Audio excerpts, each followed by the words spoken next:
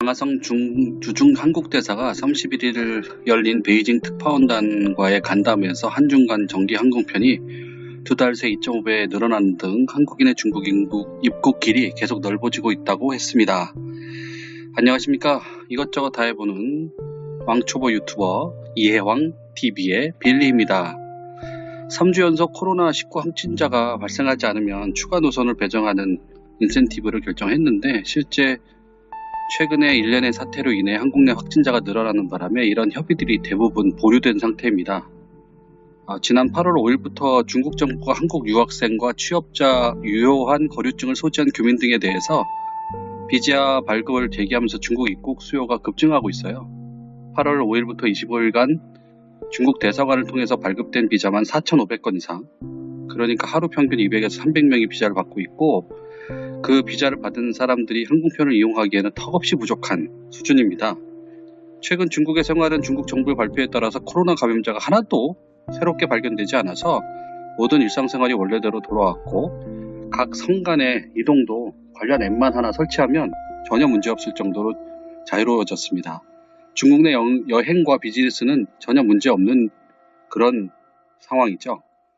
중국 내 대량 생산이 이제 실제로 선진국의 서양 국가를 상대로 했다면 지금부터는 비대면 온라인으로 국내 소비, 그러니까 중국 내 소비에 주력해야 되는 상황이 된 겁니다. 예를 들면 한 달에 한 100만 원 정도는 벌어야 되는 한국인과 40만 원에서 50만 원 벌어도 되는 중국 현지인들과 경쟁을 해야 되는 상황이 됐습니다.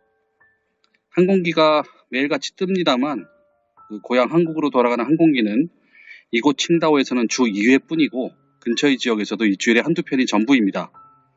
매일 10여 편이 뜨던 그 과거로는 아직 돌아가기 힘든 상황이죠. 최근에 8월 11일 날은 상하이, 8월 12일에는 광둥성과 산둥성 옌타이, 30일에는 상하이 등 전세기가 중국에 도착하면서 중국 내 거주자들이 희망을 좀 가졌었는데 지금은 다시 어느 정도 포기하고 있는 상태입니다. 참고로 비자를 간략하게 말씀드리면 유학생 비자와 취업 비자 그리고 가족 비자는 모두 초청장을 다시 중국으로부터 발급받은 경우에 한해 중국 입국이 가능합니다. 물론 양국 모두 격리 14박 15일을 해야 되죠. 그리고 중국에 입국하려면 중국 대사관 지정 한국 내 병원에서 음성 판정을 받은 서류를 지참해야 하며 중국 내 격리시설은 시설 격리이고 격리 기간 중 내야 하는 비용은 지역마다 조금씩 다르긴 합니다만 하루 400위안에서 600위안 정도, 그러니까 15일에 6,000위안에서 1만 위안 정도니까 100만 원에서 한 180만 원 정도라고 생각하시면 되겠습니다. 도착하자마자 핵상검사라고 하는 PCR 검사가 하면 그 검사비도 개인이 지불해야 되는데 한 300위안 한다고 그러더라고요. 약 5만 원 정도네요. 그리고 도착한 성에서 3일, 15일 정도 격리가 끝나면 격리 완료 증명을 받고 이동하려는 해당 성의 관련 앱을 다운받아 신청하면 24시간 내에 허가가 떨어지고 그리고 나면 이동하고자 하는 성으로 이동은 자유롭습니다. 추가 격리는 없습니다.